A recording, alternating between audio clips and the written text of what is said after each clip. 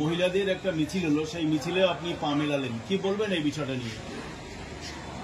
আমাদের 9 আগস্ট আরজি কর মেডিকেলকে কেন্দ্র করে আরজি কর মেডিকেলের যে জুনিয়র একজন ডাক্তার মহিলা পরিকল্পিতভাবে তাকে যে ধর্ষণ করে হত্যা করেছে, সেটাকে কেন্দ্র করে গোটা বাংলা উত্তাল হয়েছে। সেখানে বিরোধী দলরা আমাদের সরকারকে কোণঠাসা করার জন্য, আমাদের সরকারকে ফেলিয়ে দেওয়ার জন্য, আমাদের মুখ্যমন্ত্রীকে চাপে ফেলে পদত্যাগ করার জন্য অনেক কিছু ষড়যন্ত্র চলছে।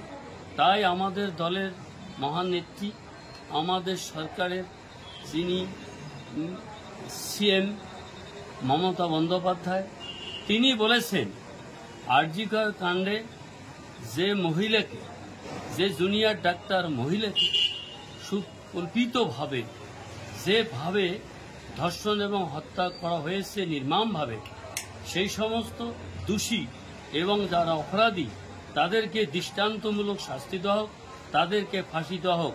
আমাদের মুখ্যমন্ত্রী বারবার বলার পরেও, আমাদের সরকার বারবার বলার পরেও, আমাদের দলের নেতৃত্ব বারবার বলেও সুকল্পিতভাবে ষড়যন্ত্র চক্রান্ত করে আমাদের সরকারকে হেনস্থ করার জন্য, আমাদের সরকারকে ফেলিয়ে দেওয়ার জন্য একটা বড় ধরনের ষড়যন্ত্র এবং চক্রান্ত করতেছে বিজেপি।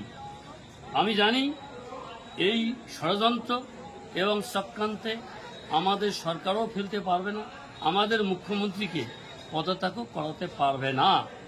বন্ধুগণ, যে আমাদের যে নেত্রী, উনি সেদিন 28শে আগস্ট ছাত্র প্রতিষ্ঠা দিবসে কলকাতার ময়দানে উনি ঘোষণা দিয়েছিলেন যে সারা পশ্চিম বাংলায় মহিলা সংগঠনের পক্ষ থেকে এটার প্রতিবাদ এবং ধিক্কার মিছিল করা হোক।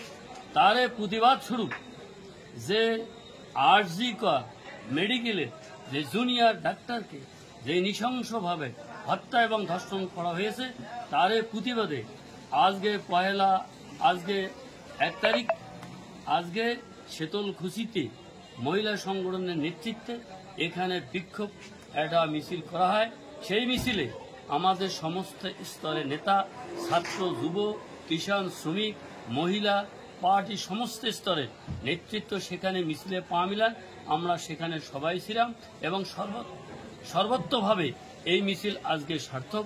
এবং আমাদের যা দাবি, আমাদের যা প্রত্যাশা, আমাদের যে সেটা যেভাবে আমরা এটাকে প্রতিহত করতে পারি, তার জন্য মহিলা সংগঠন থেকে যেটা আজকে ধিক্কার মিছিল করা হয়েছে, আগামী দিনে যে কেন্দ্রীয় সংস্থা, যে সিবিআই এটা ডিলে করতেছে, কোন রকম সেটা তদন্ত করতেছে না।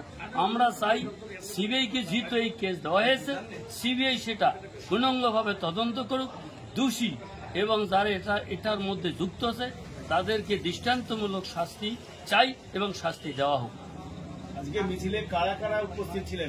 এই মহিলা সংগঠনের মিছিলে আমাদের কুচবিহার জেলা তৃণমূল কংগ্রেস পার্টির জেলা চেয়ারম্যান নীরেন্দ্রনাথ বর্মন ছিলেন, সেখানে কৃষ্ণকিশোর রায় ছিলেন,